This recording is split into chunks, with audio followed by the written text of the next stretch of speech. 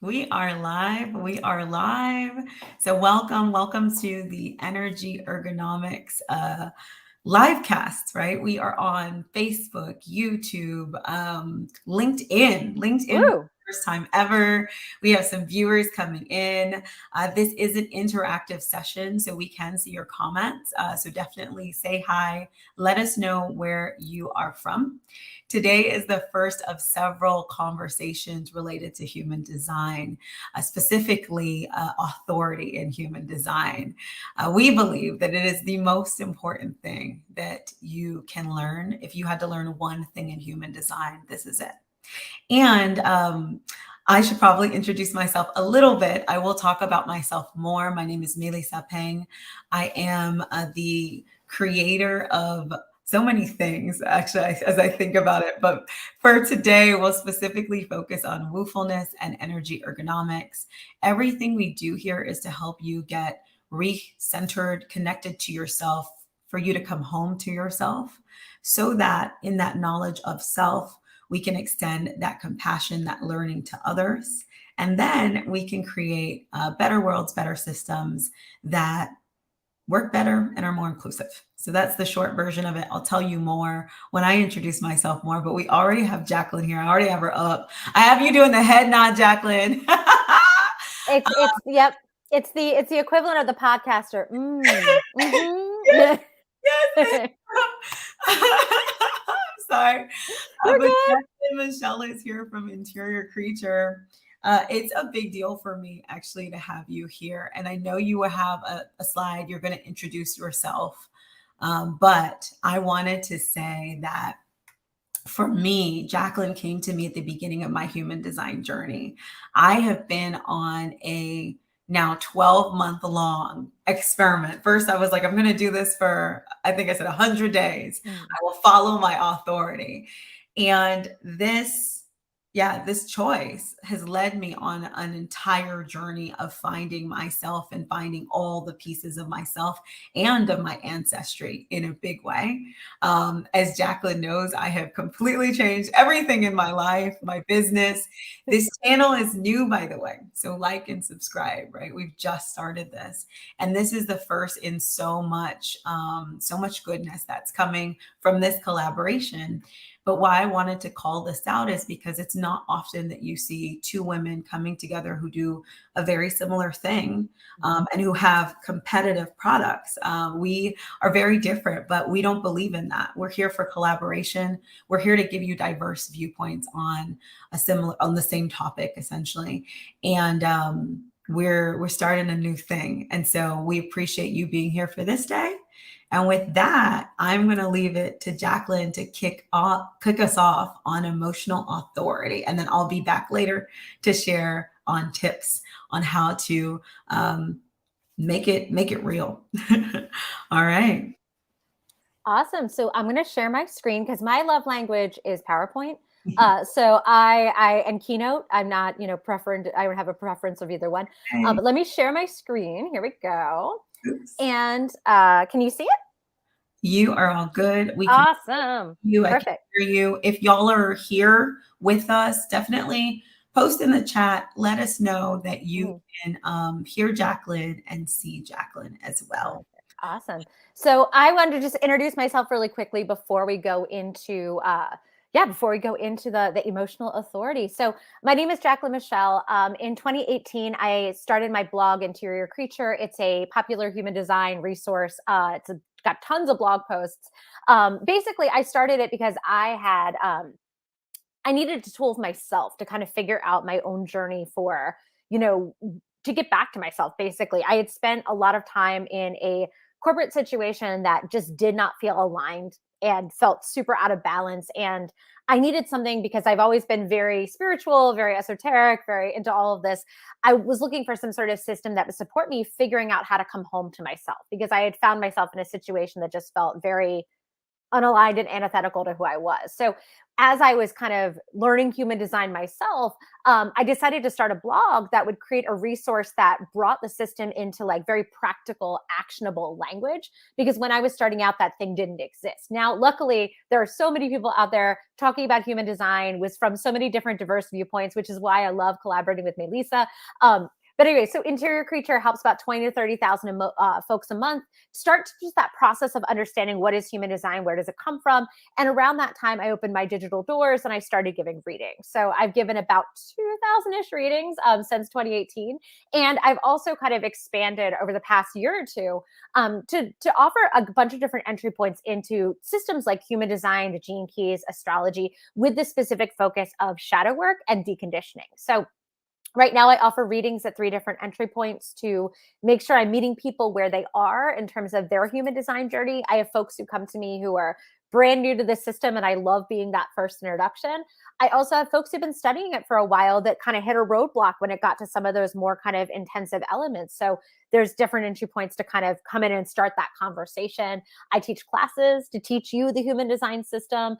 There's a community that's launching actually this weekend called Catalyst, where we are kind of coming together and digging into these systems that we can use to, start just again finding that realignment and finding that purpose and anchoring ourselves, so we can be the best version of ourselves as we walk through the world. And then I have a program called the Karmic Studies Elevator, where we really do that intensive, deep work of shadow work and deconditioning in community. If you already know a little bit about human design and you're like, who is this person talking to me? I always like to share mine. I'm a generator. I have sacral authority, but I have kind of a weird chart because it's predominantly open. So I always joke that I'm the projectors generator, in that I have a lot of that. A lot of the traits that we associate with projectors actually are very present in my chart. And I'm a 1-3, which again, if you understand that my love language is PowerPoint, that does not surprise you.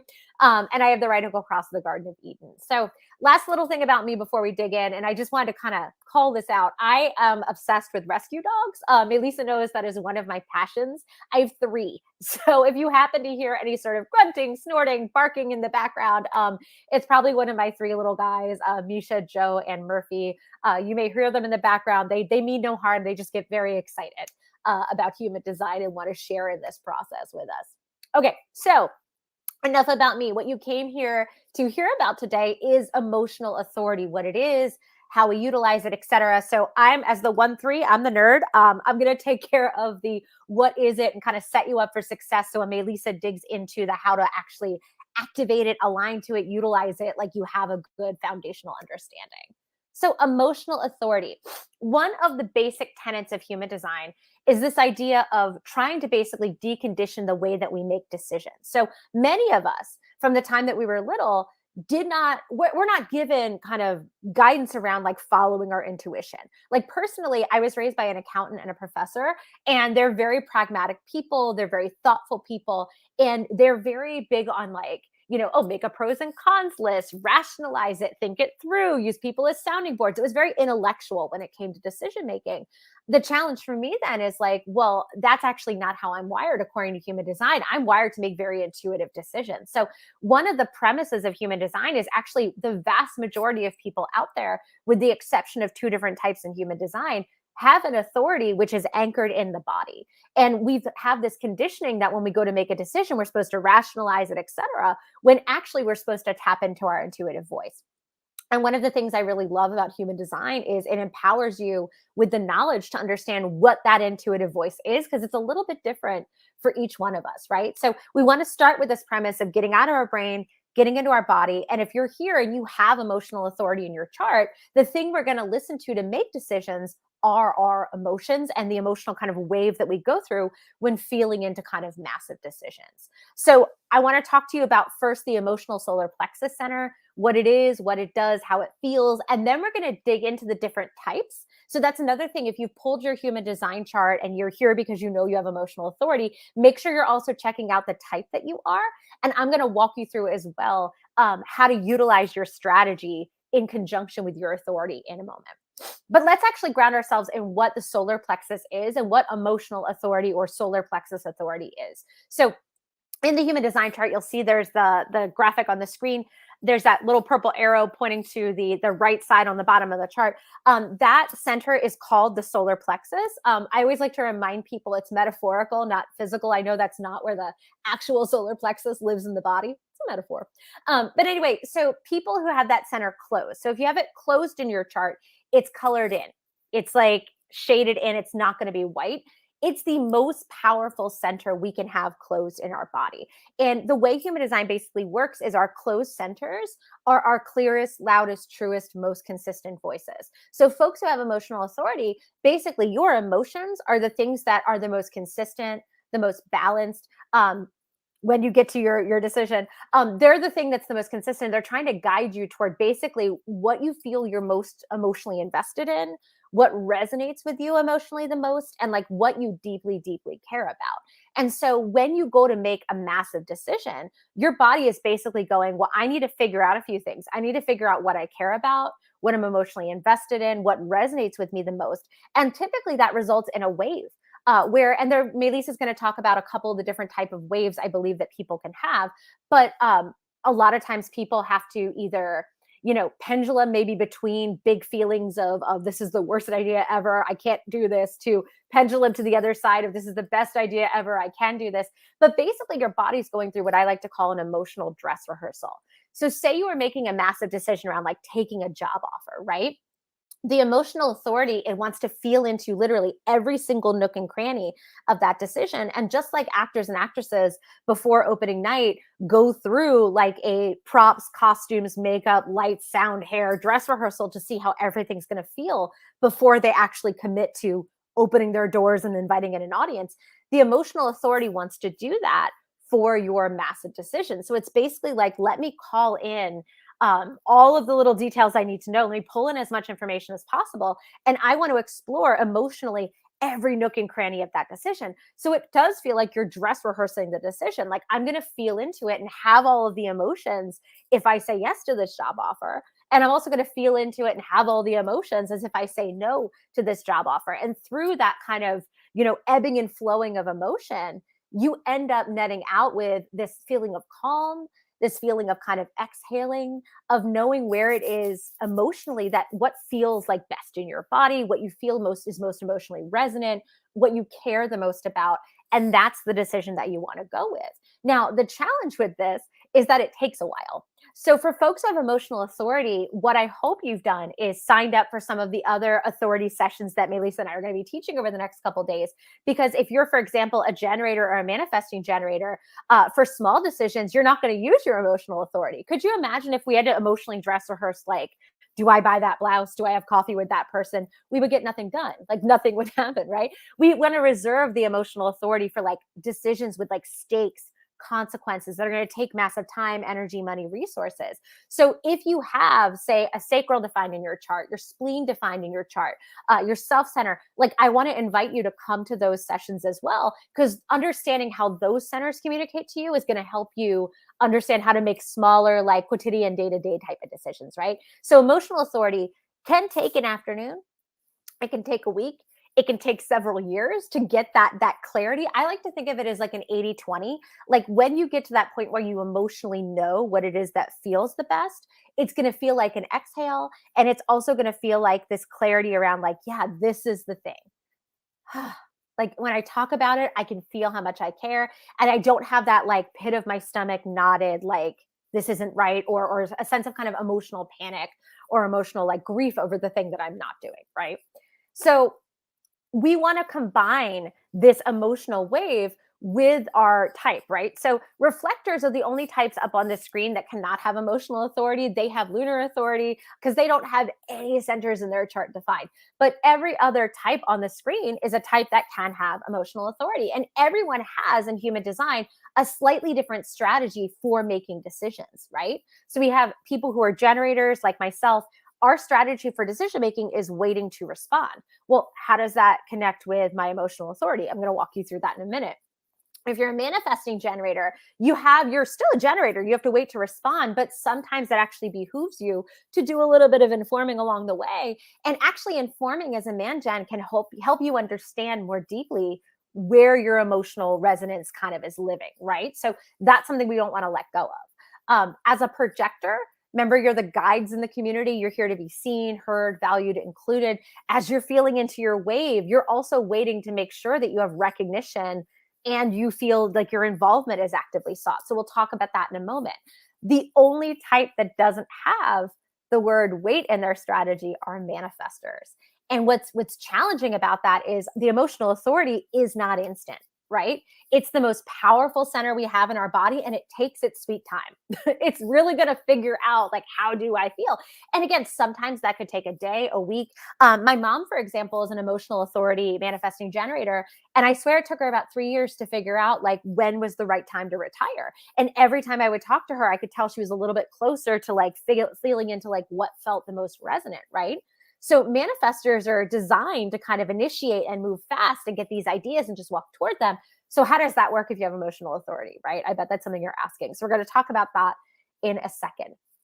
So if you have the word wait in your strategy, which is everybody, but the pure manifestors, the wait is not, a lot of people misinterpret the wait. A lot of people think of it as like, well, I can't do anything until something physically comes my way or someone else initiates me. They get way into the weeds is what that means. The way I understand wait is you're waiting for your body to talk to you. That's how strategy works with authority. The wait, if you have it in your strategy, is prompting you to stop, feel into your authority before you take action. So if it is a massive life decision, do I take this job offer? Do I expand my family? Do I sell everything, buy a van and go travel around the country? Like, you're waiting to make sure that in the case of emotional authority, you're like, yes, I care about this so deeply. I am emotionally invested. Like, it feels like it so resonates with me on a deep level. I've gone through my entire wave. I felt into the highs. I felt into the lows. I have that 80% clarity of like, yeah, this is it. This is the path forward, right? So you want to wait and feel that first before you take action. And again, manifestors, I got you. You're a little bit different. We'll talk about that in a second. Okay, so let's walk through each of these different types again. So you might have also seen emotional authority depending on, again, what software tool you are using to run your chart. You may have seen it listed as either emotional authority, solar plexus authority. Some people refer to it just as the emotional wave. But basically, again, it is that most powerful center in your body. And it is trying to help you figure out, how do I feel? What am I most emotionally invested in? What resonates with me the deepest? Of the types that can have emotional authority, as I mentioned a moment ago, everybody but reflectors. Reflectors can't have emotional authority because their solar plexus is open. You have to have it closed in your chart for this to be your authority. And I want to also flag that too, like as someone who's a generator who has an open solar plexus, I've definitely been guilty before of making decisions when I felt emotional. Thank goodness I found human design, because it's like, no, that is not supportive to you. That is not helpful to you. In fact, that could be self-destructive. So for emotional authority really is reserved for people who have consistent access to the intelligence and the information from their solar plexus center. So again, generators, manifesting generators, projectors, manifestors, y'all can have emotional authority.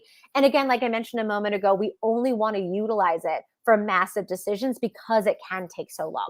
And you're the only arbiter and kind of decider of what a massive decision is for you. Something that feels minor to someone else might feel major to you. So the dipstick I normally use is I look for like time, energy, money, resources. If it's asking for a big commitment of any of those things, then I think it's worthy of really digging into your emotions and how do I feel about this? And how is it going to, how is that emotional either connection or disconnection going to impact my ability to follow through? Because what's cool is the emotional authority and the solar plexus is an energy center. It's one of 4 we have in our body. And so that energy is going to power your ability to commit and follow through in that decision. So just like we think of the sacral as a battery, it's like, energy for everything we're doing each day. The emotional authority is like, yeah, and if I care, I could amplify that energy even more, right? Okay, so we're going to use it for massive decisions only. If you're a generator or you're a manifesting generator, what you're doing for the strategy, maybe your strategy is the way to respond, you're going to wait, feel your wave, let it pass, and you're looking for about 80% certainty. So when you're talking about your decision with like a trusted friend, a family member, it's going to feel like an exhale. It's going to feel like this very clear, like, yeah, this is it. This feels good in my body. If they tell you you're wrong and you should be doing something else, it's going to feel like a gut punch. It's going to feel like maybe a personal attack. Like, you're going to feel emotionally like, ooh, that your body's going to kind of reject it, right? But you want to get clear on your feelings first. And again, it depends on how your centers are wired. Again, some people find, helping, like, discussions with other people as a way to figure out how they feel. I have a really good friend with emotional authority who journals, and she's really good at kind of like just putting it all on the page, and that gives structures to her emotions. But again, whatever your kind of tactic is for allowing your body to feel all your feelings without judgment, without trying to suppress them, without trying to rush them, just letting your body feel how it needs to feel. Once you've got that kind of exhale, like, this feels good in my body, this is what I care about, then you can take action and respond by either like addressing the need, filling the void, answering the question, whatever it is that needs to happen next. If you're a projector, it's a little bit different. You're checking in at several different points. So projectors, remember, are our guides, whereas man-gens and generators are the doers. They're the builders, the creators, the accomplishers. The projectors are the folks that guide that work, right? So for them to be impactful and effective as a guide, they basically need to make sure they are seen, heard, valued, and included. So they're checking in with their emotions multiple times throughout the decision-making process. So if it's like, again, a job offer they were offered, they have to ask themselves, like, okay, on this team, through this interview process, do I feel emotionally invested in these people, in this opportunity, in this situation? Do I feel seen, heard, valued, included? And when I go to, like, once the invitation is extended, like, do I feel emotionally invested in the outcome? Like, again, do I feel like my involvement is actively sought? How do I feel about that? So you're really kind of trying to anchor yourself in your emotions. That's why for projectors, I always tell them, like, if you have a decision to make, like a job offer, ask for that time to emotionally process, to really get anchor yourself in your feelings without feeling like rushed. Like, snap decisions, unfortunately, I know the world is really wired to want everything yesterday, but projectors with emotional authority need that breath, that space, that time, and you deserve that breath, that space, that time to know how you feel and allow yourself to kind of be there, right? And you're looking, again, same with the manifesting generators and the generators, you're looking for emotional investment, emotional resonance with the people, the opportunity, the circumstances. Like, really try to feel into every nook and cranny of that decision. Like, how is the commute? Am I emotionally invested in that? The team, our goals, what I'm going to be doing each day. Like, do I care? For pure manifestors, we're going to talk about that in a second. I forgot that, jumped on the bottom of the screen there. For pure manifestors, you're using your strategy of informing as a tool to navigate your wave. So you might want to take some time by yourself first, and just kind of like figure out what's your initial kind of feeling about the thing. What do you care about? What feels most resonant? Again, you might want to look to some of your other defined centers to see if you have like in a moment, like an immediate, in the moment guiding kind of yes or no. And then as you're taking kind of micro steps toward that thing, right? Like, maybe you're asking more questions of the hiring manager if it's the, job offer scenario. Maybe you're talking with friends and family. When you tell people, hey, I got offered this job, I'm thinking of taking it, your body is going to have an emotional response to that, right? You're going to feel certain feelings, because there's something about manifestors that's really magical, is when because the throat's the seat of manifestation, right? And we know manifestors have energy connected to that specific center. So it could be emotional energy from the solar plexus through a channel. It could be from the heart center. But basically, it's like your desire or your emotional investment, like, helping to aim and power your manifestation, right? Where your thoughts become words, become actions, etc. So as you're telling people, either I'm not going to take this job or I'm totally going to take this job, check in with yourself. How do I feel? Like, is it, am I tumultuous through this wave? Are you feeling sort of an expansive feeling in your body of excitement? Are you feeling a contraction of like, oh, this does not feel good in my body? Check in with how you're feeling as you're telling people. And, like, again, watch the language you're using. Like, if your language is further to the commitment to it and it doesn't feel good in your body, maybe you're not done the wave yet. So the same kind of rules apply. You really want to allow yourself to feel all your feelings, and you want to be intentional about who you're telling, how much you're telling, and how you're telling it to them, so that you feel like you have the freedom and the independence to really allow your wave to guide you, and not feeling like beholden to the first thing you said. Because, again, as the emotions are processing, your yes and no is going to be all over the map for a while, potentially. I mean, some people have tiny little ebbs and flows to their wave. My really close friend with emotional authority, it is like massive pendulum swings where it's like, this is the worst job offer ever, and the next day, this is the best job offer ever. And you need to allow yourself to feel all of that. It's almost like your body needs to feel all of the things to figure out what feels good and what doesn't. And again, what action, as you're taking those micro actions, are eliciting the most emotional connection and the most emotional resonance, the most emotional, like, yeah, this is it. So you're looking for those kind of cues as you're going through. And then final thing before I turn everything back to Mélissa, which I'm really excited for her to walk you through. Actually, we're going to stop for Q&A first. I forgot. We're going to do a little Q&A live, and then we're going to turn it over to Mélissa, and she's going to talk you through how to put all of this into action. But I did want to quickly address something called split, triple split, or quadruple split definition. If you have a center that's defined, like say, for example, you're a manifesting generator and you've got both, say, your sacral and your spleen defined as well. If you have emotional definition and you're trying to make a massive decision, look at where your splits are. Look at which centers are in conversation with others. And again, this might be something that I know there's resources on my website, on my YouTube channel. I actually have a whole video about how to like look at splits and definition and how to utilize it for decision making. But you want to basically look at the centers that are going to make really quick split in the moment messages to you about what's a yes and what's a no. Like the sacral does that, the spleen does that, the self and the heart are fairly quick as well. You know, you want to basically look at those little circuits and find out which centers are talking to each other. And we want to bring as many of those centers in conversation with the emotional authority as possible, especially if you're feeling torn. I always tell this story. I had a client a few years ago who was a nurse, and all of her colleagues really wanted her to take this promotion. And she has emotional authority, but she also has like a sacral that's not connected to her self center. And when she was with other people, because her self is open, they were telling her, this is your next step. This is what you should be doing. And in the moment, she was like, well, maybe I should be taking this promotion, this job that everyone else says I'm really great at. But when she got back in her own energy and like sat with what her sacral wanted and then really gave herself time to feel into it, she realized, actually, I'm not emotionally invested in that role.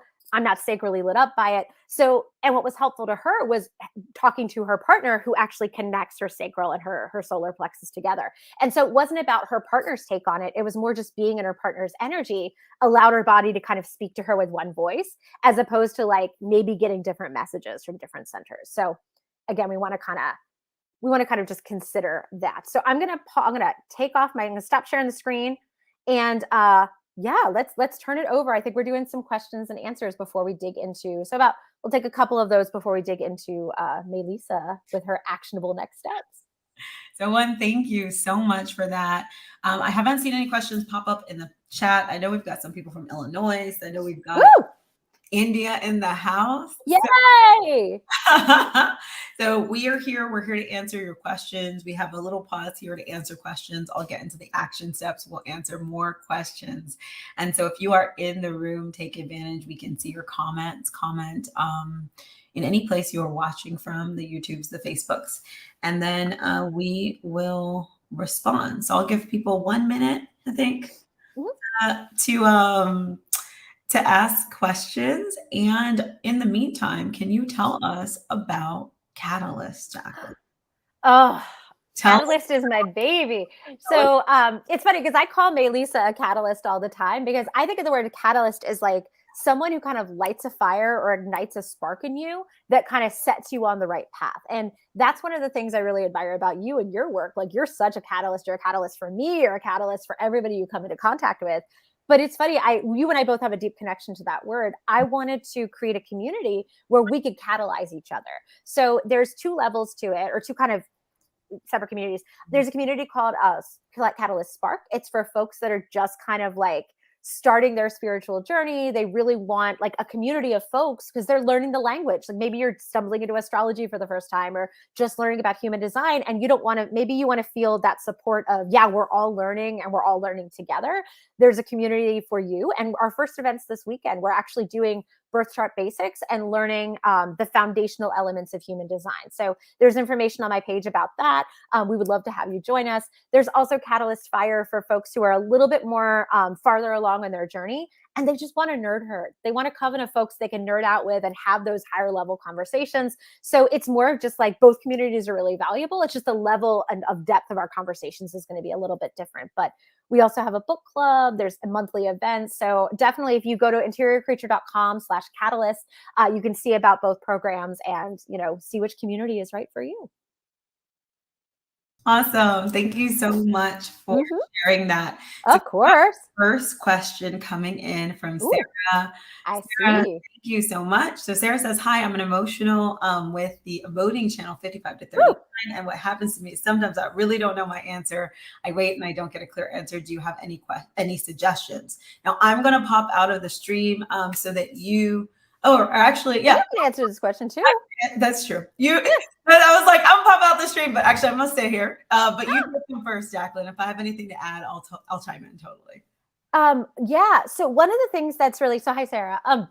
One of the things that I find, at least when I'm working with folks who have this channel, is this channel responds really well acoustically to having big discussions about, whatever the decision is, right? So it's interesting too, because the root center, having that thing defined, right? Your root loves a timeline.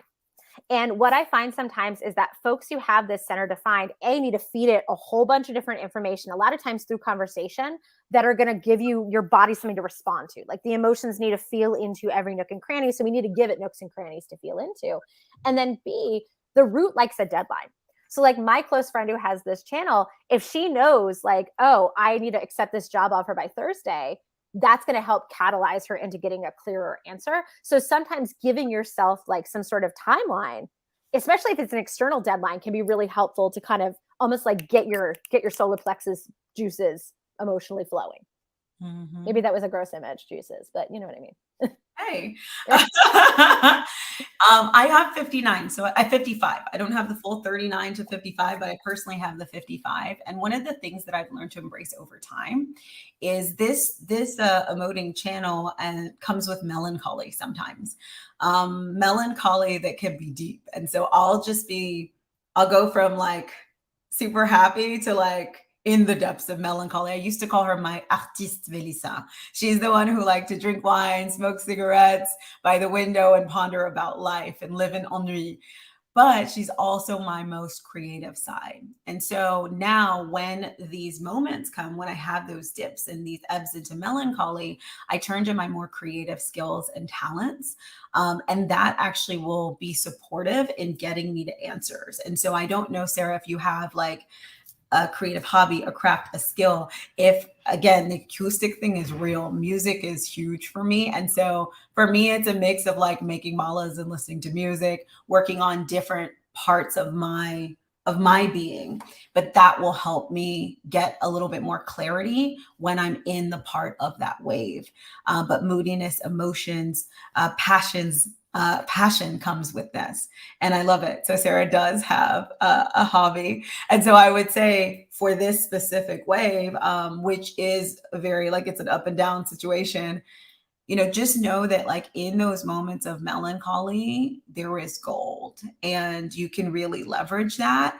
And so that might be, it might be the moment to try those things, and those things may turn into the catalyst that does give you the answer.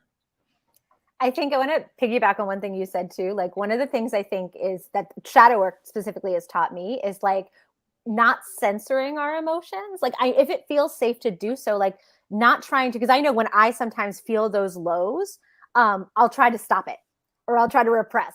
And like that, just like Mélissa said, that's where the gold is. So if it feels safe to do so, giving yourself a container, a space where you're like, I'm going to go be sad, and that's okay. And like I'm gonna let whatever comes up come up, because there is so much. Yeah, so we don't want to like censor those parts of ourselves. Like just like you said, it's just there's beauty in there. Yeah.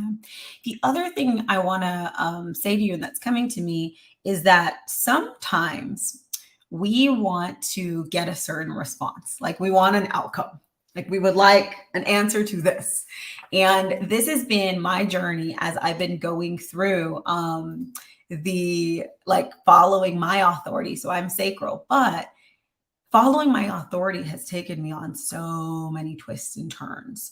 And so when I'm in these periods of melancholy that does come with my 55, sometimes I'll have an epiphany. That epiphany is a creative project, a thing. Like crystals was a whole thing. And then I was like, I'm going to buy a bunch of crystals and start a crystal store and make malas. And if I had sat there and like tried to force myself to get to the other answers or to build the other things I thought that I needed to build, I would have missed out on this entire journey.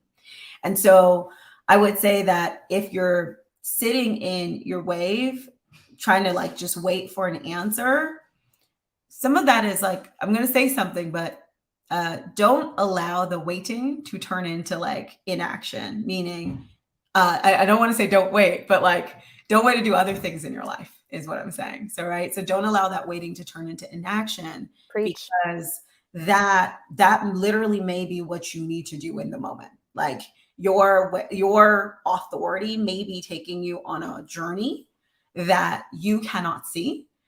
You will see it one day in hindsight, hopefully, but you cannot see it right now, but it will guide you where you need to go. Yeah. Surrender. All of this is an act of trust and grace and surrender. Yes. All right. So we've got another question popping up, and I am so sorry. I do not want to butcher your name. I'm going to go with Sarab, and feel free to write the pronunciation and I will totally correct it because I am very much that person who wants to pronounce names correctly. And you're saying, I have a head on just solar plexus root defined, which is supposedly called a wide split, as I've heard. Any insights on that? Yeah. So you have if the head and the ajna are connected, but then obviously not the solar plexus root because we don't have anything connecting them together. What's beautiful is, remember, what's the first rule of human design? Get out of your brain, get into your body.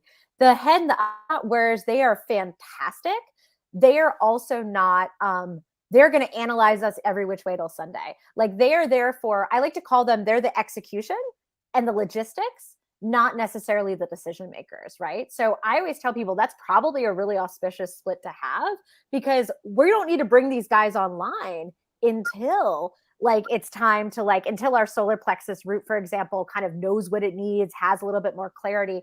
In fact, like we're going to talk about this a little bit when we get to splenic authority. The brain sometimes can make us second guess, to make us what if, to kind of talk us out of following what our body knows to be true. So what I always try to get people to do, and it's easier said than done, is try to like turn down the volume on the brain, try to turn up the volume on the body. And then once you have that clarity, then the brain is like, great, give me something to do. Logistics, especially with your closed mind. Like the head's like, great, give me a problem. And the mind's like, I'm gonna solve it right now. What are we gonna do? So it's actually a better split to have. I wouldn't worry about bringing those to connection for big decisions. Unless it truly, truly doesn't make sense to you. But like, that's probably going to be very rare. That's my take. I love that. I love that. So we are going to keep, if you guys have more questions pop up, keep popping them in the chat. We'll take them in a second Q&A section that is coming after I go next. And what we're going to be doing for those of y'all who are trying to figure out, should I stay tuned, is we're going to really talk about how to apply everything that Jaclyn just shared. And we are also, if you've popped on because you're on YouTube and you haven't registered, please go and register because I'm going to be sharing. I love that. Sarah, we're going to go there. Sarah, yes. How can I turn down the brain and bring attention to the body? You're in the right place. We're going there right now. Yes. And so definitely make sure you register with your email because that's where you will receive these activities, these guided practices, and in detail. Because right now I'm going to go over the Clips Notes version for you. But if you're watching this, you're on YouTube and you're like, I need this in my life, make sure you go and register. And if you're watching this and this is past, don't worry. When you go to the registration page, you will be registering for the replays. All right. Seriously, what Mélissa created, I was like blown away when I saw it yesterday. Like you really want to get on that list. Like she has some amazing, like just action steps and resources for you. So she's going to catalyze you. So you got to get that email. Oh, thank you, Jaclyn. I'm going to pop Jaclyn out of the stream. But we will have her back at the end. Give her a little break. There we go. And I want to introduce myself. So one, thank you for being here with us. Thank you for being here with us for you and also just for humanity. I know that sounds really intense, but for me, the work we're doing, this idea of energy ergonomics or even just finding your own home is not just for us, but it's for a bigger and broader ability to create a world that is more inclusive and that is more compassionate. My name is Mélissa, so Mélissa, and I'm just going to introduce myself. If Jaclyn's love language is slides, my love language is websites and videos. And so you will see me giving you websites and videos. I love speaking. I am very much an auditory person. And yeah, and so I'm just going to introduce myself this way. I am Mélissa. I'm an MBA corporate escapee, is what I like to say. So I did my MIT. I did my MBA at MIT. I did the whole traditional route. I was in corporate for almost a decade, working at big brands, so NBC, Universal, Macy's, Hewlett Packard, and whatnot. And then at some point in time, I loved my job. So I loved marketing and I loved building businesses, but I didn't love the environment and it wasn't working for me. And in retrospect, I might still be there if I had understood human design. Who knows? Because there were so many things and so many ways in which people interpreted, viewed, etc. Me. And some of that was all the isms and all of the systematic issues we have in the US. But so much more of that was also like, I didn't have the ability to communicate myself. And if I could have, we might have been able to transcend that. So it doesn't make the world better, but it really could have made my world better. And so when I started, so I did the corporate path. I started working with women, specifically helping them launch their businesses in areas of their passion. And in that process, I started struggling as a manifesting generator who's multi-passionate and who has lots of energies. What I was bringing in different types of clients, namely the one I'm thinking about was a manifester.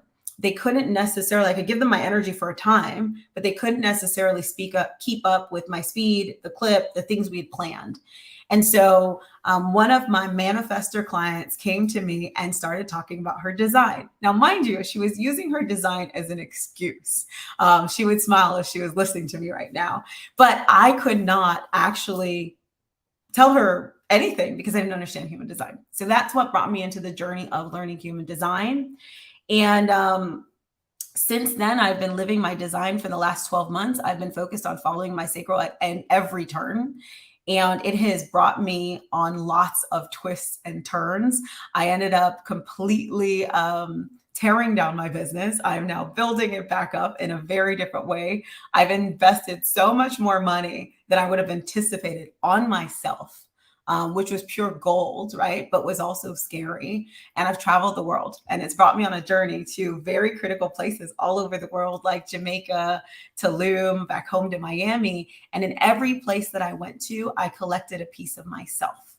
And so now I can firmly say that I'm finishing this year whole with also all sorts of really cool and new nuggets. I now know that I was already a proud great-granddaughter, but I'm a proud great-granddaughter of a Jamaican medicine woman. I've learned about crystals. I've become a sound healer. I've been practicing vibrational sound therapy, somatic breathwork, qigong, yoga, and I'm just obsessed right now with helping humans find themselves, and then also find themselves in partnership as well. And so that is me. And that is why I'm here today. The other thing is I've always been obsessed with action. Back when I was teaching marketing and I was doing my workshops, I would say that if you are leaving my room, you are leaving with an action and you are going to walk away. And I would actually stand at the door and be like, you cannot leave until you give me an action. I was that person. And so we're going to do the same today. I know we've got 2 people at least who are interacting on the chat, but I see that there are more of you here. And so if you would love to message me before you leave and tell me what your action is going to be at the end of this, or DM either of us and let us know what you took from this, what your action is. We put a lot of time into these things and it's always beautiful to get feedback and also hear how people are using it. And so what I'm about to show you is your homework. So if you have, if you choose, if you like it, if it's aligned, and if you get the yes, okay? But it's your homework if you want homework. And the way you receive it is by making sure you're registered in email. So if you got emails from us today, you're already there. And I've just kind of skim this down for the purposes of our presentation, but it will be a lot more detailed when it comes through. And so we are working on easeful emotional authority. Let me get my screen in here. And so this is the Woofulness site you'll be redirected to. So we'll have the replay up here, and then all the beautifulness of your actions are going to be here. I've stripped out a lot of the text because it was kind of gnarly, but you'll have more text and some video. I decided I'm going to record some video, but we're going through 3 steps, right? We're going to feel, we're going to heal, and we're going to flow. And so feel, I want you to witness your wave, right? Our goal is to become the happy witness of your emotional wave. Your wave is beautiful. As I was reading the original transcripts, I nerd out on the transcripts from Ra'uruhu. There are many references to this idea of a flower blooming, right? And all of the stages and just kind of seeing that whole transition. And it was so romantic and beautiful as I was reading about it. And I was also, and I love flowers, y'all. I'm surrounded by flowers. And then I was thinking, that's your wave, right? It's this beautiful thing that is blooming.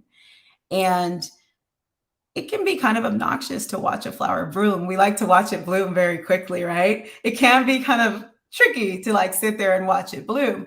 But if you can really get into it, it's just a moment. And so become the happy witness of your wave. So over the next 30 days, as decisions come your way, sit with them and start tracking your emotional wave. And so I have some clarity questions that I'm giving to you. So I'm going to give you a couple right now.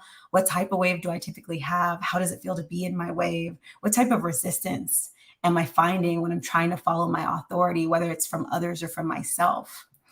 There's a tip here: find clues to your wave in your chart. And so when you get the final, when you do get the email, you'll see a little bit more detail here on the specific channels and the emotional hallmarks of each channel. We already talked about one, right? That 39 to 55, 22 to 12 also flows in that way. And that is the kind of bumpiness, right? But it's like you've got a kind and calm seas to bumpiness, and then kind and calm seas to bumpiness. And so moodiness, emotions like melancholy may be cues that that's your wave. We've got the really bumpy ocean. That's the up, down, up, down, up, down. And that's 36 to 35, 41 to 30. And so there's also a relationship to desire here. So all of these things, the emotional hallmarks, the cues for what your wave might be. We'll include those. I'm going to just give the build, because that was another one that Jaclyn mentioned: 19 to 49, 37 to 40. So again, different hallmarks, different ways to poke around in your chart and get nerdy with it. But you're also you, and you can literally just sit there and track it, watch it, journal it, document it. And think about it. So what's interesting for me is I do not have emotional authority, but I do have a PMDD. And so for me, that gives me a different time periods, these dips in my moods. I'll just literally get depressed for absolutely no reason. It's fun having 55 in the PMDD. And what I've learned is to track it over time and really pay attention. And so journaling, other things may be a way to witness your wave, but that's the big one. Calm. Calm, I've created an acronym for you called CALM. And so this is my framework for those with emotional authority. The C is catch your breath. Catch your breath. When I say catch your breath, I actually literally mean to catch your breath. Take a moment, take 3 breaths, breathe deep, and catch your breath. Breath work is such a good recommendation for people with emotional authority, especially because when you get into like the nitty gritty of emotional authority and the solar plexus, it's also linked to the nervous system. And there's nothing like breath work for calming the nervous system. And so catch your breath, take some deep breaths with the longer exhales. So this is coming back to Sarah's question: how can I turn down the brain and bring attention to the body? When we are breathing and we are focused on our breathing, and I'm talking like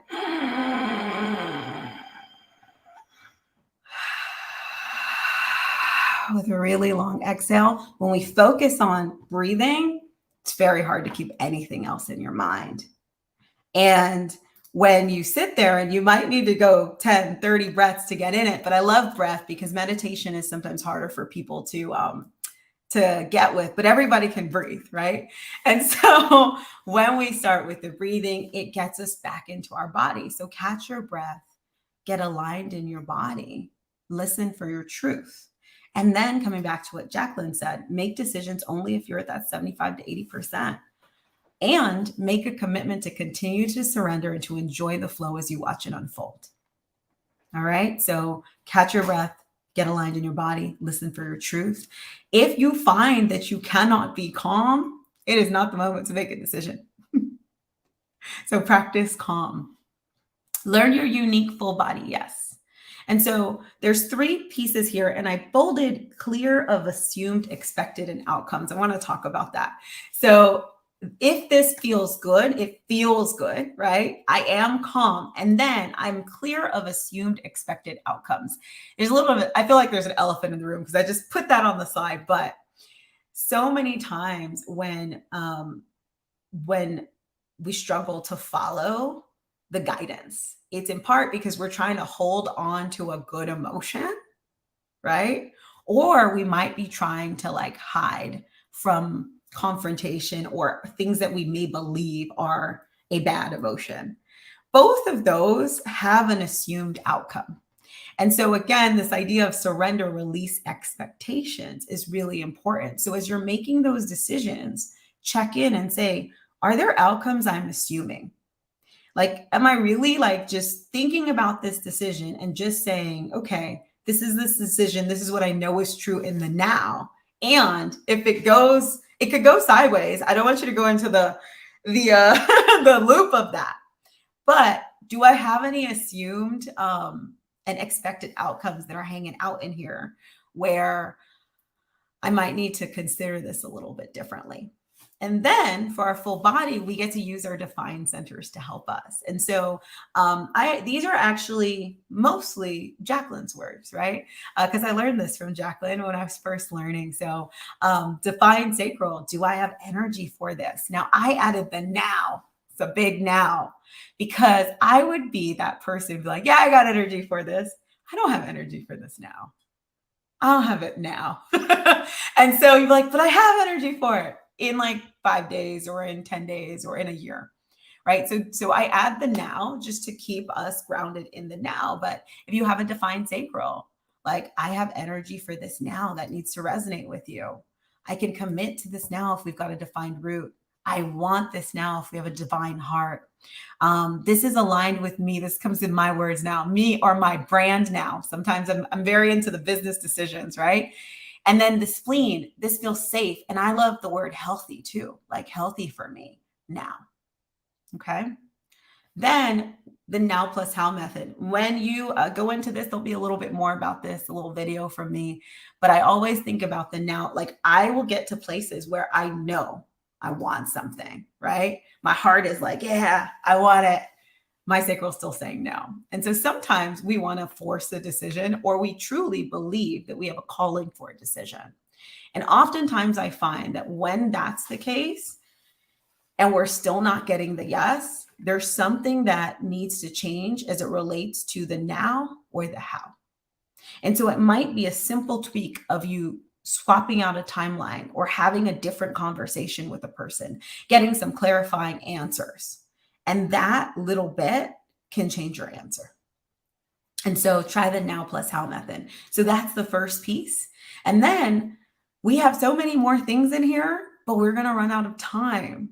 So I'm going to give you a very quick run through of what we have left here for you, because we've got to go talk about splenic authority. And just know that everything is going to be in your exercises, in your emails. So heal is my framework for shadow work and also like expansion work, abundance work. It's a combo of shadow and abundance. So we are going to heal any judgments regarding your beautiful wave, any patterns related to your glorious wave. We're going to heal from experiences related to your fantastic wave, right? So patterns, experiences, judgments, these are places for us to do shadow work. Heal is my bigger framework. We hold space. We expand into the vision of what's possible. we take aligned action, and then we create practices to let it go, let it flow. So for each of these areas, there will be some prompts for you to work through the HEAL framework. And then flow.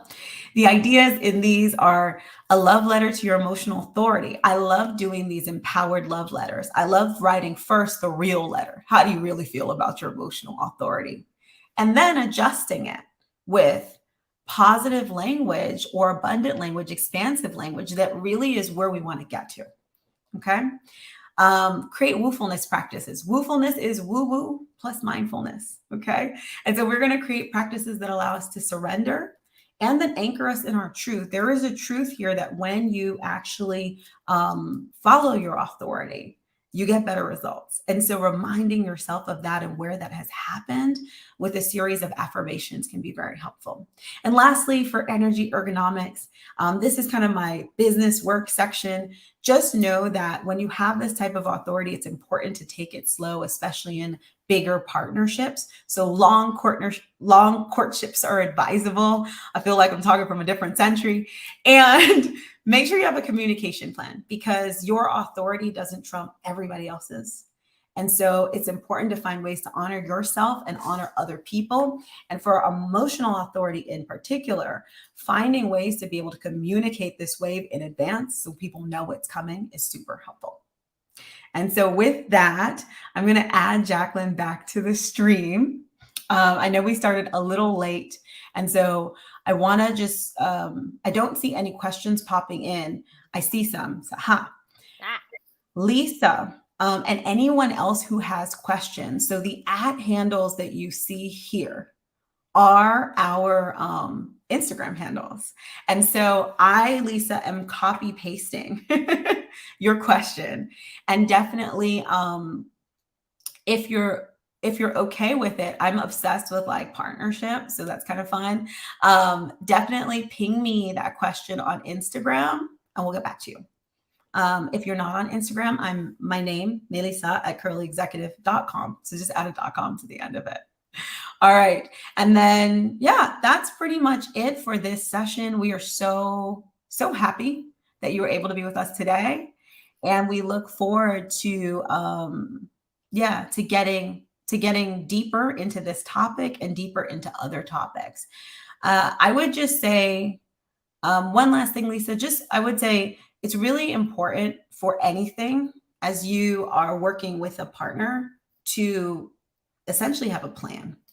And so the one thing I would say is have a real conversation about what would be helpful in that communication. If your partner isn't already in tuned with their human design, I would say that's the discussion to start. And then I highly recommend both getting readings. When I first started, I got a reading with Jaclyn. I do partnership readings as well. And so I'll give you that as a little tidbit, and then definitely message me and I can tell you lots more. All right. We are sending y'all so much love. We are going to be back in like 2 minutes for a splenic authority. And we look forward to continuing to do this. Thank you so much.